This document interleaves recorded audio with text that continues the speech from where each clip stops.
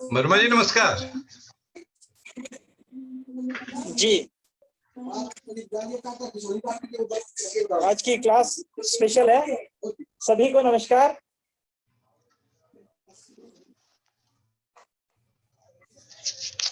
कुछ और भी मित्र बंधु जुड़ जाएं तो हम इस क्लास को आज शुरू करते हैं। और क्योंकि ये रिसर्च क्लास है तो सबको पता होना चाहिए कि हम विवाह विषय को ही क्यों लेके चल रहे हैं। और सभी विद्वान होंगे क्योंकि सबको पता है कि रिसर्च तभी होगी जब हमें जन्म कुंडली के विषय में पूर्ण जानकारी होगी।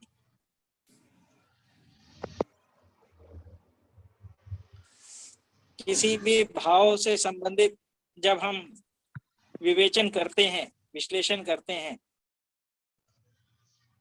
तो उसकी पूर्ण जानकारी, उस भाव के भावेश की स्थिति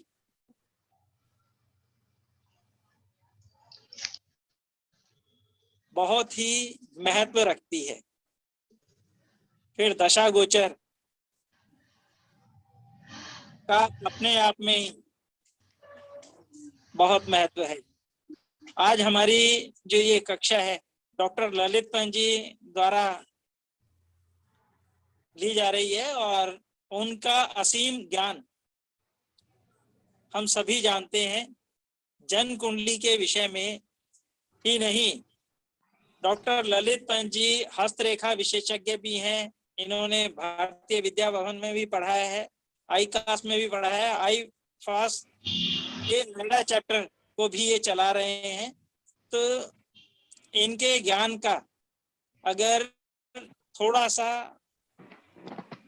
अमृत हम सबको भी मिल जाएगा तो हम किसी एक विषय में तो पारंगत हो ही जाएंगे। तो सर मैं एक बार देख लेता हूँ। नमस्कार भैया, कैसे हैं आप? जी नमस्कार जी। नमस्कार नमस्कार। ललित सर को भी नमस्कार। नमस्कार मैडम, नमस्कार सभी को, नमस्कार प्रणाम, सबका स्वागत है। और एक बार मैं देख लेता हूँ। हाँ जी, देखिए सभी जुड़ जाए तो ज्यादा अच्छा रहेगा। वर्मा जी, मेरे यहाँ थोड़ा सी प्रॉब्लम चल रही है नेट की, क्योंकि मैं मोबाइल कोशिश कर रहा हूँ, मोबाइल कनेक्ट नहीं हो रहा है। और ये जीपीएस भी जो दूसरा है ब्रॉडबैंड भी थोड़ा सा स्लो चल रहा है ना। तो कोई बात दिक्कत नहीं है सर। अभी अभी काम कर रहा है। बीच में बाई चांस ब्रेक होगा तो हम रिकनेक्ट करेंगे इसको, है ना। मैं कोशिश कर रहा हाँ, हूँ। कोई अगर मोबाइल नहीं है, उसमें अगर कोई इशू नहीं मोबाइल है। कनेक्ट हो जाए तो बेटर रहेगा। मोबाइल हो नहीं पा रहा है कनेक्ट मेरे से, तो जी कोई जी बात जी नहीं, हम फिर भी करेंगे, है ना। जी, और ठीक है चलिए, सर। अदरवाइज हमारा काम चल रहा है फिलहाल, थोड़ा स्लो हो सकता है, बाकी दिक्कत नहीं, बाकी तो चलेगा। कोई दिक्कत नहीं है सर। हाँ तभी बने रहे। एक बार मैं चेक कर लेता हूँ, ज्यादा से ज्यादा हाँ। विद्वान जुड़े और इस क्लास का लाभ उठाएं।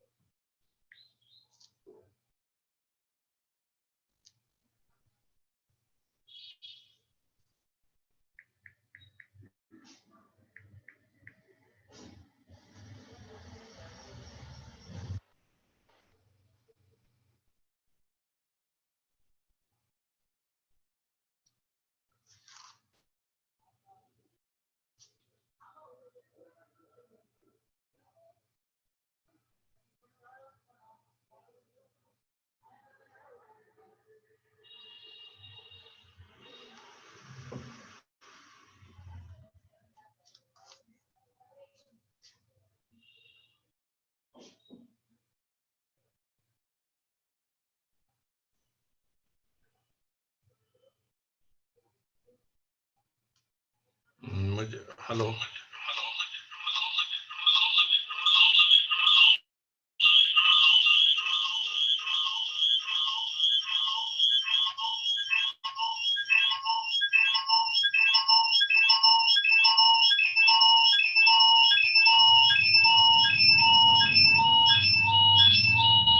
साउंड इको कर रही है साउंड।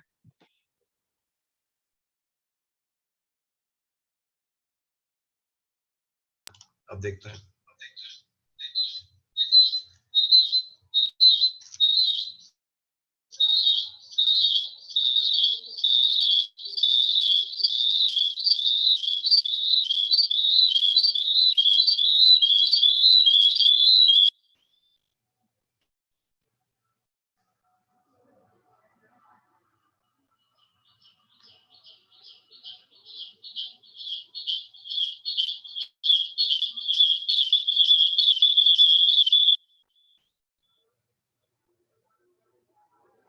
बंद हो गया।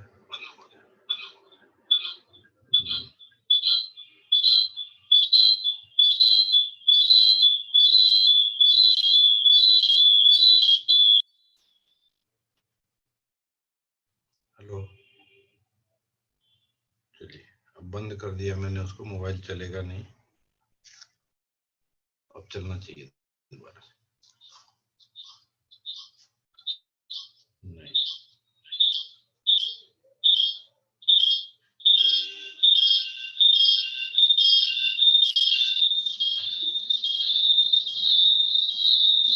सर एक का हाँ जी। माइक आप बंद कर दें, एक का माइक बंद कर दें, इसीलिए ये इको हो रहा है।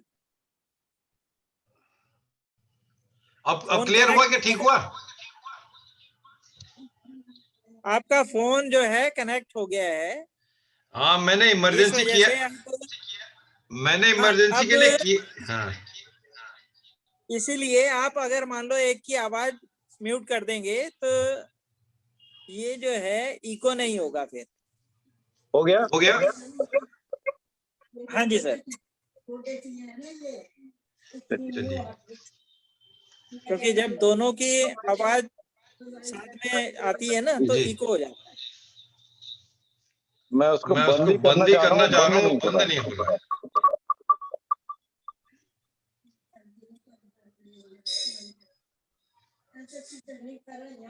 हाँ, अब बंद कर दिया मैंने, चलिए उसको, मोबाइल बंद ही हो गया, अब ठीक है ना?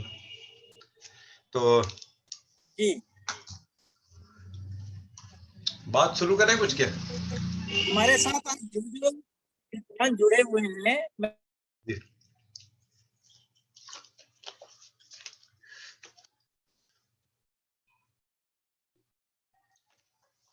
अब मेरी आवाज ऑडिबल है?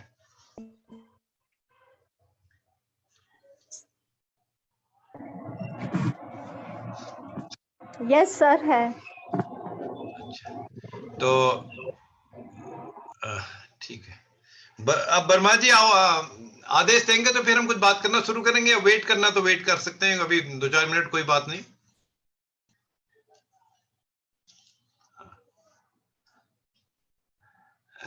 मैं तब तक सबसे रिक्वेस्ट करूंगा कि अपना वीडियो भी अगर ऑन कर देंगे तो सबको पिक्चर दिखेगी, मेरी भी दिखेगी, आपको भी दिखेगी, पता भी चलता है, क्योंकि कुछ लोग पुराने हैं, कुछ नए लोग हैं, तो दिख जाए, कोई रिजर्वेशन ना हो तो ऑन कर दे उसको, वीडियो को भी, और हाँ, है ना? ठीक है। ऑडियो को आप अपना चाहे म्यूट करके रख सकते हैं, बीच में आपको बात करनी होगी तो आप उसको ऑन करके अनम्यूट करके बात कर भी सकते हैं।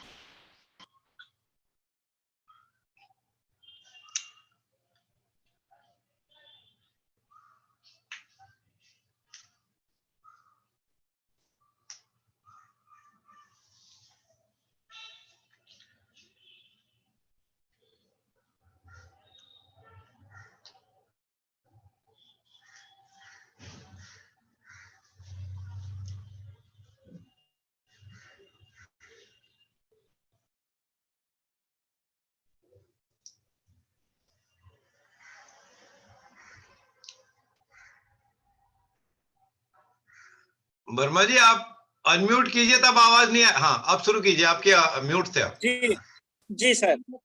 हाँ जी। सर क्लास शुरू कर दें? अच्छा ठीक है। इंट्रोडक्टरी कुछ बात करनी है ना हमने तो आज, या क्या मैं डिटेल में कुछ बात करनी है, बताइए। नहीं, इंट्रोडक्टरी ही बात करनी है सर। ठीक। आज पहले कम से कम हमें ये पता हो जी कि हम इस विषय के ऊपर रिसर्च क्यों कर रहे हैं। हाँ ठीक है, ठीक है, चलिए जी। ओम वक्रतुंड महाकाय सूर्यकोटि समप्रभ अविघ्नं कुरु मे देव सर्वकार्येषु सर्वदा। मित्रों, आप सभी का स्वागत है, अभिनंदन है, और वर्मा जी का विशेष वंदन है कि क्योंकि उन्हीं की वजह से हम सब इस समय जुड़े हुए हैं। हम सब पर उनकी कृपा दृष्टि है, प्यार है और अफेक्शन तो है, आशीर्वाद भी है सब पर, क्योंकि इसीलिए हम जुड़ पाए हैं इस समय। अदरवाइज हम अगल बगल के लोगों को भी, अड़ोस पड़ोस को भी बहुत सारे लोग नहीं जानते, क्योंकि कनेक्ट जो है वो कनेक्ट होना कोई न कोई उसकी वजह होती है। किसी न किसी वजह से, किसी न किसी कारण से हम कनेक्ट होते हैं। अब मैं और भाषण वगैरह तो बहुत सारी चीजें नहीं जानता, लेकिन जो टॉपिक की बात है, सब्जेक्ट की बात है, उसी को हम बात शुरू करने से पहले सभी को प्रणाम, नमस्कार। और मैं ये उम्मीद कर रहा हूं कि मेरे साथ जितने भी मित्र अभी जुड़े हुए हैं, आप सारे ज्योतिष के विद्वान हैं, किसी न किसी विधा में पारंगत हैं, और ऐसी भी उम्मीद करता हूं कि आप ज्योतिष के बाकी कार्यों के अलावा जो आज का टॉपिक उन्होंने विवाह रखा है, इससे भी भली भांति परिचित होंगे, प्रैक्टिस भी करते होंगे, प्रैक्टिकल भी करते होंगे, और बहुत से आपने कार्य किए होंगे जिसमें आपको कभी बहुत इजी लगा होगा, कभी कुछ डिफरेंट लगा होगा, कभी दूसरों के विचारों में भिन्नता आई होगी। ग्रंथों को आपने पढ़ा, अलग अलग विद्वानों से बातें देखी, सुनी, लिखी, पढ़ी, चाहे आप नेट से देख रहे हो, पुस्तकें देखे हो, विचार देखे हो, तो उनमें कभी कभी बहुत भिन्नता भी मिली होगी। लेकिन एक बात सही है। वो क्या बात सही है कि जब विवाह की बात कर रहे हैं तो हम आज के परिप्रेक्ष्य में कर रहे हैं। आज मीन्स इस समय मीन्स 2 बजे का समय नहीं, ये आज क्या काल है, क्या समय चल रहा है। क्योंकि जो महर्षि पराशर ऋषि महाराज ने जो ग्रंथ लिख दिए थे, जो सूत्र हमको सबको आपको दे दिए थे, जिनकी वजह से हम आज इस विधा को थोड़ा थोड़ा ग्रहण कर पा रहे हैं, कुछ कुछ सहज कर पाते हैं, और उसको सहज से सहन भी कर पाते हैं, प्रैक्टिस भी करते हैं। और फिर हम में कभी कभी ऐसा भी होता है कि हमको लगता है कि हम तो बहुत कुछ आता है। नमस्कार राहुल जी, हमको बहुत कुछ आता है, हम बहुत प्रैक्टिस कर रहे हैं, हम प्रकांड पंडित हैं। मित्रों, यह बात सही है कि परफेक्ट तो वही ब्रह्मा जी ही हैं, परम पिता ही हैं। जिस भी रूप में, स्वरूप में, नाम से या चित्र से, आकृति से हम उनको मानते हैं, पूर्ण पुरुष तो वही हैं। इसीलिए जब हम को ऐसा सौभाग्य मिलता है, किसी भी यज्ञ की आहुति देना है, यज्ञ की आहुति चाहे हवन की आहुति हो, किसी भी कार्य को पूर्ण करने की आपको सामर्थ्य हो, आपको मौका मिले, किसी काम की पूर्णता करना, भोजन भी पूर्ण करना, तो पूर्ण आहुति है, आखिरी आहुति पूर्ण आहुति है ना। तो उसको आहुति देना वो किसी भाग्यशाली को ही मिलता है, हर किसी को मौका नहीं मिलता। इसलिए सबसे पहले उन परमपिता को हम प्रणाम करते हुए बात शुरू करें। आज के परिप्रेक्ष्य की जब हमने बात की कि ज्योतिष की विधा ऐसी है, देश काल पात्र परिस्थिति का नितांत हमको ध्यान रखना ही पड़ता है। वो चाहे बात विवाह की हो, वैवाहिक सुख दुख की हो, वैवाहिक गुणों की हो, या और किसी भी चीज की हो, तो क्योंकि हम कब बात कर रहे हैं, किधर बात कर रहे हैं, किसके लिए बात कर रहे हैं, उसका ध्यान रखना ही पड़ता है। देश का संविधान क्या है, देश का कानून क्या है, किस देश के नागरिक के जातक जातिका से हम रूबरू हो रहे, उसका भी ध्यान हमको रखना पड़ता है, रखना ही चाहिए, ध्यान में रखना ही चाहिए। अब यह बात सत्य है कि सारे इसमें ज्योतिष के विद्वान हैं, पारंगत हैं, और मुझे जो वर्मा जी ने असाइनमेंट दिया है कि विवाह के बारे में कुछ बात कर रहे हैं, कुछ रिसर्च कर रहे हैं, तो उसका डेमो की बात में क्या डेमो करूं, है ना। कुछ जो थोड़े से सूत्रों को चलो हम फलित करना शुरू करते हैं। चाहे हम प्रिडिक्शन के लिए कुछ भी हमने देखना हो कुंडली में, यह थंब रूल है, अंगूठे का नियम है, अंगूठे का नियम मींस वो टल नहीं सकता।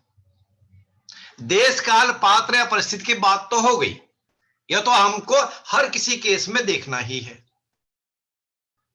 और फिर सबसे पहले कुछ भी आपने कुंडली के 12 भाव, 9 ग्रह, 27 नक्षत्र, दोनों पक्ष, 12 महीने, 6 की 6 ऋतुएं, 27 योग, 11 करण, 7 वार, उन सबका भी विचार करके लग्न की इंपॉर्टेंस, उन सबके अलावा लग्न की इंपॉर्टेंस और ज्यादा अधिक है। फिर लग्न के बाद लग्नेश की इंपॉर्टेंस और ज्यादा अधिक है। फिर उस लग्नेश के अलावा, लग्न के अलावा, लग्नेश के अलावा बाकी ग्रहों की स्थिति का भी बहुत विचार करते हैं। केंद्र का भी विचार है, त्रिकोणों का भी विचार है, षड्भावों का भी विचार है, और पूर्ण शुभ भाव, पूर्ण अशुभ भाव का भी विचार है, कारक अकारक मारक बाधक सारी चीजों का भी विचार है। तो वह विचार तो हमने हर हालत में करना ही है, उसमें कोई वाया मीडिया, कोई बाईपास नहीं है, उसका तो ध्यान हमने हमेशा रखना ही है, हर हालत में रखना ही है। अब जो बात दूसरी थी, हम विवाह की बात में सीधे आ गए। इतनी सी बात, उसमें हम ज्यादा समय ना लेते हुए, क्योंकि पूरे 12 भावों का विवेचन वास्तव में पहले हमको करना चाहिए, तब हम किसी पर्टिकुलर बात की बात करनी चाहिए। और उन 12 भावों का विवेचन के बाद भाव भावेश कारक, उनका विचार करने के बाद फिर हमको कंसर्न डिविजनल चार्ट, जो वर्ग कुंडलियां हैं, उनका भी विचार करना ही चाहिए। और इस ज्योतिष विधा के जो मुख्य मुख्य सूत्र कम से कम हैं, उन सूत्रों का भी आकलन करना, विचार करना, मिलान करना, यदि हम प्रैक्टिस में लाते हैं तो हमारा फलित जो है, प्रेडिक्शन जो है, कुछ उसमें कहीं न कहीं थोड़ा सा और मिठास बढ़ जाती है, स्वाद उसका और अधिक आ जाता है, एक विशेष तड़का उसमें और लग जाता है, स्वादिष्ट बातें, चीजें वो बन जाती। आपको यदि लग रहा हो कि मैं बहुत फास्ट ट्रैक पर चल रहा हूं तो आप मुझे रोकिए, और क्योंकि एक बार बोलना शुरू हो, मुंह में बात आती है तो वो थोड़ा सा चल जाता है। कुछ मेरे इसमें पुराने मित्र भी हैं, शिष्य भी हैं, वो जानते भी हैं मेरे प्रैक्टिस से, कुछ नए भी हैं, तो आप सुनिए, देखिए। हाँ, आप बात पूछना चाहते हैं तो हम बाद में, चाहे बीच में भी आपको लगता हो कि बात में अटपटी सी हो रही है, आप देर एंड देर रोक भी सकते हैं, बात कर सकते हैं, या आप नोट करके लास्ट में भी पूछ सकते हैं, चॉइस आपकी है, मेरे में उसमें कोई रिस्ट्रिक्शन नहीं है। तो अब जब हम बात विवाह तक आ गई, सबसे पहले कुंडली में क्या देखेंगे, लग्न लग्नेश की पोजीशन तो देख ली। जब विवाह की बात आ ही रही है, विवाह के कारक कौन से ग्रह हैं? सामान्यतया कोई भी जातक जातिका होगा, उसका भाव भावेश तो ठीक है, कारक की पोजीशन से और पता चलता है। अब विवाह किसका होगा, किसके विवाह की हम बात देखेंगे, कब देखेंगे, कब देखनी चाहिए। अभी हमने बात की देश का संविधान और कानून का भी ध्यान रखना चाहिए, उस जातक की स्थिति परिस्थिति का भी ध्यान हमको रखना चाहिए। यदि विवाह की बात, हमारे देश की बात करें, 18 वर्ष से कम जो नाबालिग कन्या है, उसके विवाह की बात अभी तो नहीं है, अलाउड नहीं है। 21 वर्ष से कम का मेल जो है, पुरुष है, उससे विवाह इलीगल है। तो वो जब एडल्ट एज आ जाए, या जो कानून सम्मत बात आ जाए, उसके बाद ही विवाह का विचार करना चाहिए, एक बात। दूसरी बात, विवाह किसका? विवाह से मतलब जो महर्षि पराशर द्वारा प्रदत्त जो सूत्र है, विवाह से मतलब क्या है? विपरीत लिंगियों का, मेल फीमेल का।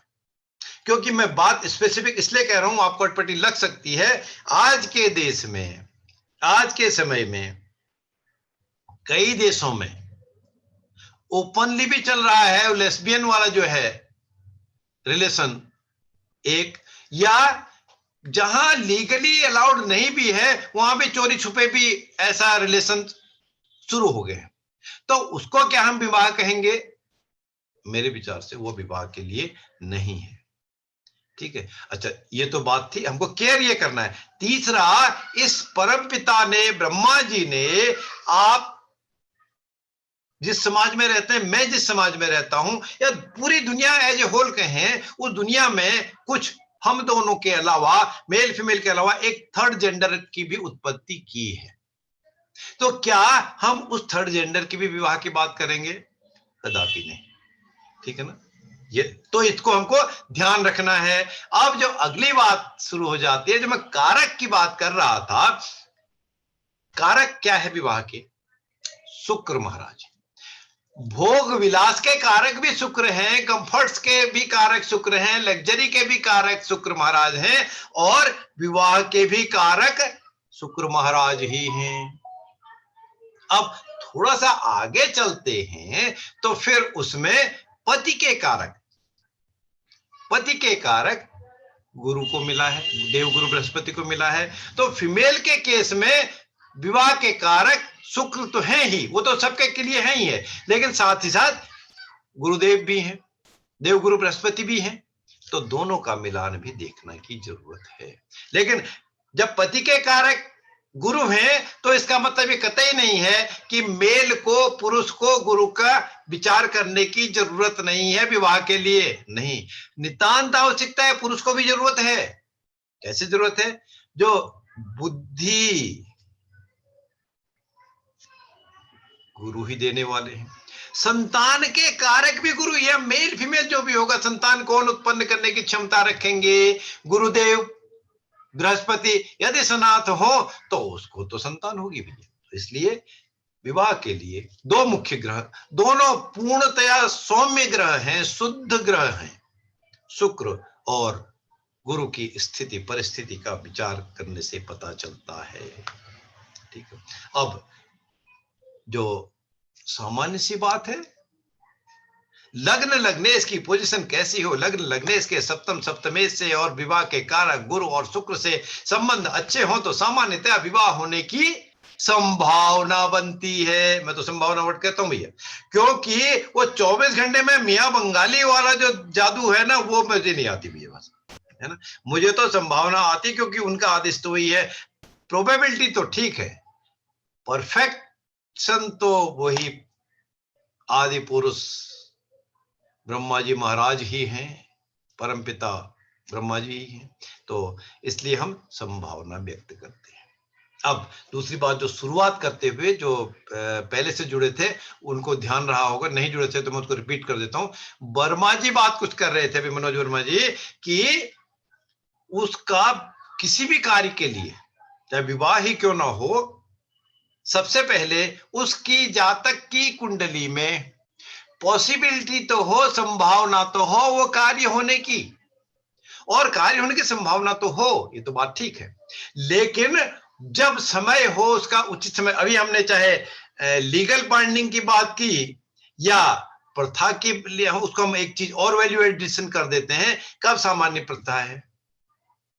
हिंदुस्तान की हम ज्यादातर बात करते हैं 24, 25, 26 साल के बाद मेजॉरिटी केसेज में विवाह के लिए विचार किया जाता है।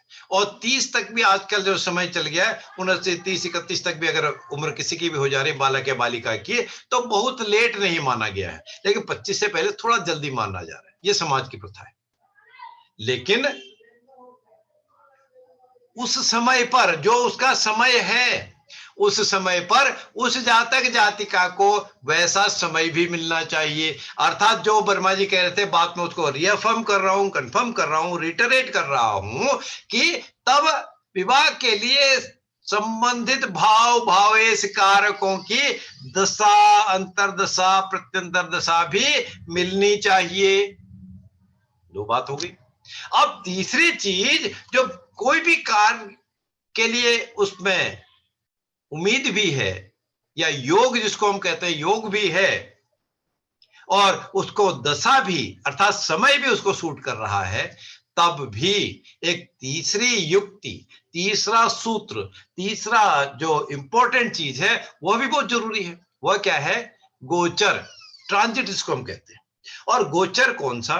डबल ट्रांजिट, द्विग्रह गोचर।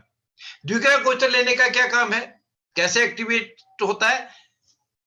गुरु महाराज और शनि महाराज की स्थिति, युति, दृष्टियों से डबल ट्रांजिट का प्रयोग किया जाता है। ये तो सारे विद्वान आप हैं, अब जानते हैं कि गुरु और शनि महाराज जब भी किसी हाउस को डबल ट्रांजिट, चाहे वो स्थिति से हो, युति से हो या दृष्टि से हो, एक्टिवेट कर रहे होंगे, तो उस भाव से संबंधित जब तक वो एक्टिवेशन में रहेंगे, क्योंकि गुरु 1 साल रहते हैं और शनि महाराज तो 2.5 साल रह रहे हैं उसी भाव में, उसी राशि में, तो गुरु महाराज और शनि महाराज का जब जब संबंध बन रहा हो, जो भाव एक्टिवेट जातक की कुंडली में होता हो, उस भाव से संबंधित कार्य होने की संभावना होती है।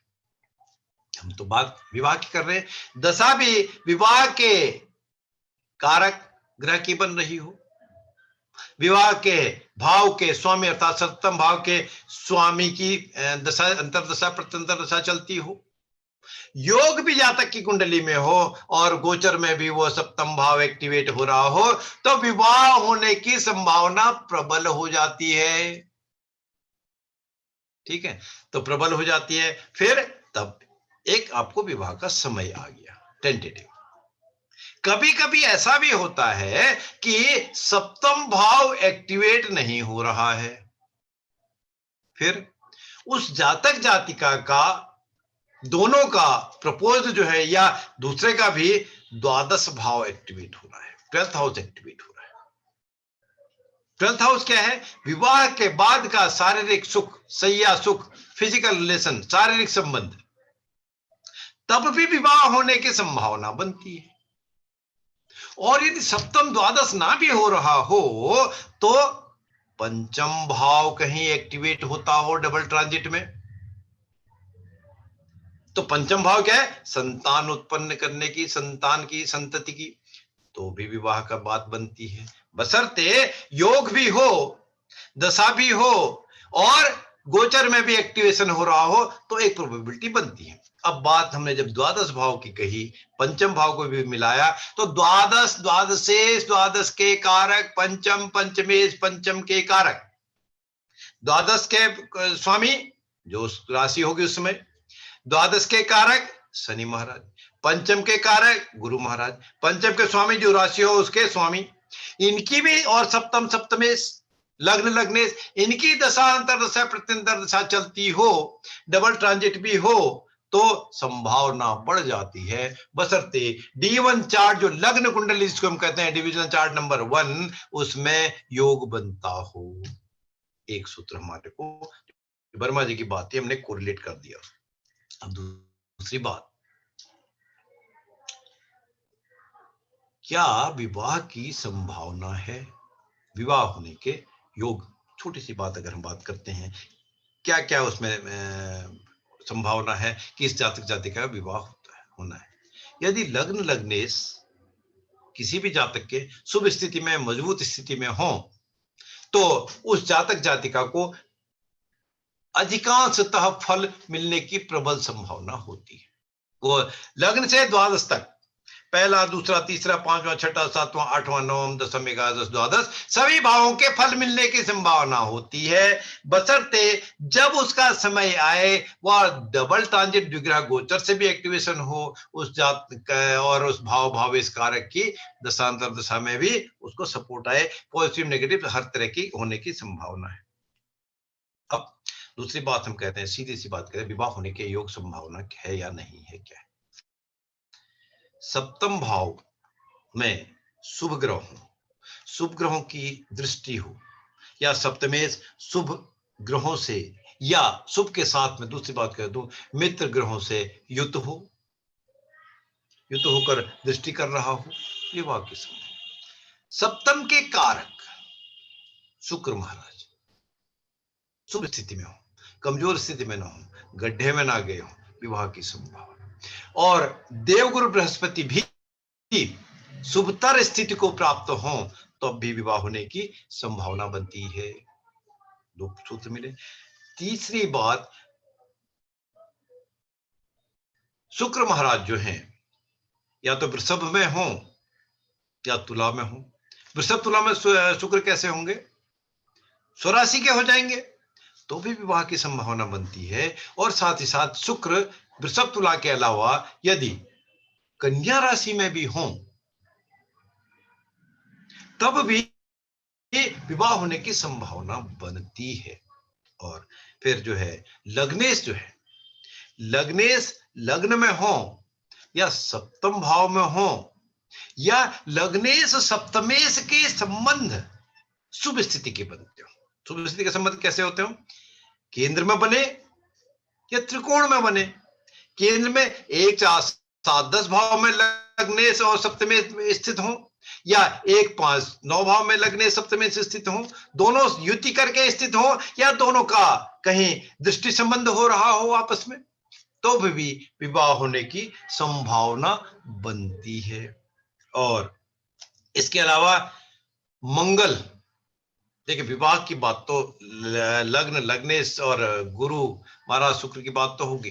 मंगल किसी भी स्थिति परिस्थिति में हालत में यदि कमजोर है, विवाह होने के बाद भी वैवाहिक सुख में दिक्कत हो सकती है। तो मंगल भी कमजोर स्थिति के यदि हो तो भी विवाह में अड़चन आती है। और मंगल शुभ स्थिति के हो तो विवाह अवश्य होता है, विवाह होने की संभावना और प्रबल हो जाती है।